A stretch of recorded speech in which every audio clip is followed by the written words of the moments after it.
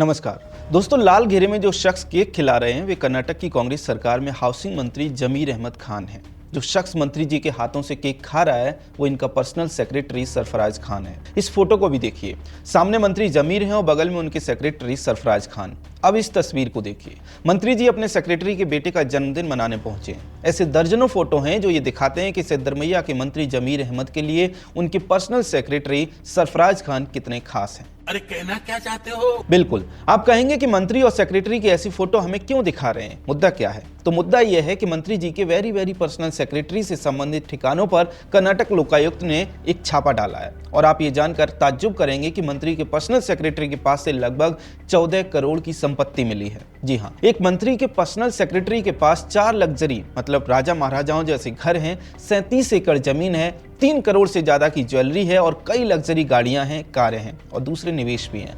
कुल मिलाकर लोकायुक्त ने 14 करोड़ की संपत्ति जब्त की है। मंत्री के सेक्रेटरी के पास से 14 करोड़ की संपत्ति जब्त होने पर सवाल इसलिए उठ रहे हैं क्योंकि जैसा कि हमने आपको वीडियो की शुरुआत में दिखाया, पर्सनल सेक्रेटरी मंत्री जी के बहुत पर्सनल हैं, मतलब बहुत करीबी हैं। और इस साल जून में BR पाटिल ने एक ऑडियो जारी किया था।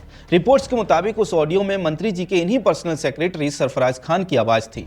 मीडिया रिपोर्ट्स के मुताबिक उस ऑडियो में करोड़ों की घोटाले की बात कही जा रही थी। इन आरोपों को खारिज करते हुए उस समय सिद्धरमैया के मंत्री जमीर अहमद ने कहा था कि अगर आरोप साबित होते हैं तो वे रिजाइन कर देंगे। सवाल यह है कि अब उनके सेक्रेटरी जांच के दायरे में हैं, उनकी संपत्ति जब्त हो रही है, तब क्या मंत्री जी इस्तीफा देंगे? दोस्तों, एक बात और याद रखिए, मामला सिर्फ मंत्री जमीर अहमद तक सीमित नहीं है, बल्कि सवाल CM तक उठ रहे हैं। दरअसल जमीर अहमद कांग्रेसी मुख्यमंत्री सिद्धरमैया के बहुत करीबी हैं। दोनों की इस तरह की तमाम फोटो आप देख सकते हैं। कहा तो ये भी जाता है कि जमीर अहमद को मलाई वाला हाउसिंग मंत्रालय और अल्पसंख्यक मंत्रालय सिद्धरमैया की कृपा से ही मिला है। ऐसे में निश्चित तौर पर मुख्यमंत्री सिद्धरमैया पर भी सवाल उठ रहे हैं। ये सवाल इसलिए उठ रहे हैं क्योंकि आरोप ये लगते हैं कि कांग्रेस ने कर्नाटक को अपना ATM बना रखा है। पार्टी इस समय 2 ही बड़े राज्यों में सरकार में है, एक कर्नाटक और दूसरा तेलंगाना। ऐसे में पार्टी फंड को मेंटेन करने की बड़ी जिम्मेदारी इन राज्यों की सरकारों पर है। याद रखिए, ये सिर्फ आरोप हैं, इसके कोई तथ्य पब्लिक में नहीं है। लेकिन राजनीति के जानकार बताते हैं कि कांग्रेस पार्टी फंड के लिए कर्नाटक पर बहुत हद तक निर्भर है। शायद इसीलिए सरफराज खान के ऊपर छापे के बाद CM सिद्धरमैया के ऊपर तक सवाल उठाए जा रहे हैं। वरिष्ठ पत्रकारों का कहना है कि अगर सेक्रेटरी सरफराज और मंत्री जमीर भ्रष्टाचार में मिले हुए हैं तो कहा जा सकता है कि CM सिद्धरमैया की जानकारी में ये जरूर रहा होगा।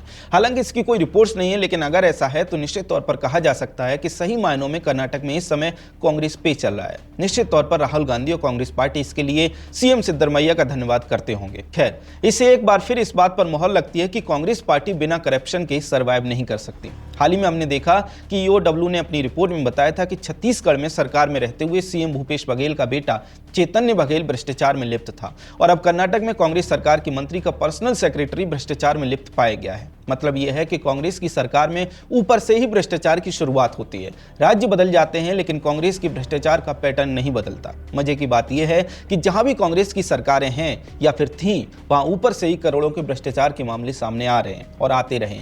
इसके बाद भी राहुल गांधी हर दिन बड़ी नैतिकता और आदर्श से भरे हुए भाषण देते हैं, बड़ी नैतिकता वाली बातें करते हैं, लेकिन यह अलग बात है कि उन बातों को, उन स्पीच को अपने राज्य की सरकारों के ऊपर कभी लागू करते दिखाई नहीं देते। शायद इसी दोहरेपन के कारण देश की जनता उन्हें पिछले 21 साल से रिजेक्ट करती आ रही है। खैर, कांग्रेस के करप्शन को लेकर और जो भी मामला अभी इस समय कर्नाटक से आया है उसको लेकर आपका क्या कहना है, कमेंट सेक्शन में हमें जरूर बताएं। अगर आपको हमारा कंटेंट पसंद आता है तो चैनल को सब्सक्राइब करना ना भूलें। जय हिंद।